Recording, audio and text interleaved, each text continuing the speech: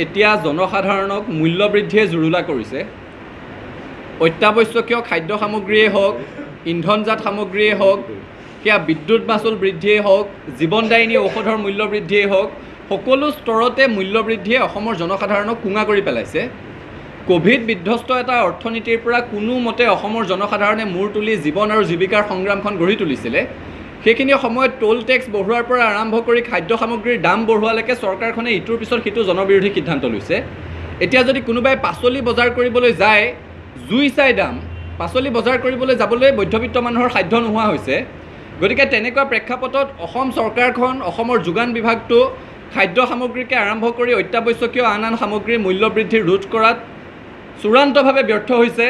আৰু সদৌ অসম ছাত্ৰ সন্থাই অসম চৰকাৰৰ সেই ব্যৰ্থতাৰ প্ৰতিবাদত লগতে মূল্যবৃদ্ধি ৰোধ কৰাৰ দাবীত অহা 14 জুলাই তাৰিখে সমগ্ৰ অসমৰ প্ৰতিখন জিলা সদৰত বিক্ষোভ কাৰ্যসূচী ৰূপায়ণ কৰিম। আৰু আপোনালোকৰ মাধ্যমেৰে অসমৰ ৰাইজক এই কাৰ্যসূচীত অংশগ্ৰহণ কৰিবৰ কাৰণে আমি আহ্বান জনাইছোঁ। আৰু অসমৰ সকলো জিলা ছাত্ৰ সন্থাক ইতিমধ্যে আমি নিৰ্দেশনা জাৰি কৰিছোঁ যে অহা 14 জুলাই তাৰিখে প্ৰতিখন জিলাৰ সদৰত চৰকাৰে মূল্যবৃদ্ধি ৰোধ কৰিব নোৱাৰাকৈ চৰকাৰৰ ব্যৰ্থতাৰ প্ৰতিবাদত আৰু মূল্য হ্ৰাস কৰাৰ দাবীত বিক্ষোভ কাৰ্যসূচী ৰূপায়ণ কৰা হ'ব।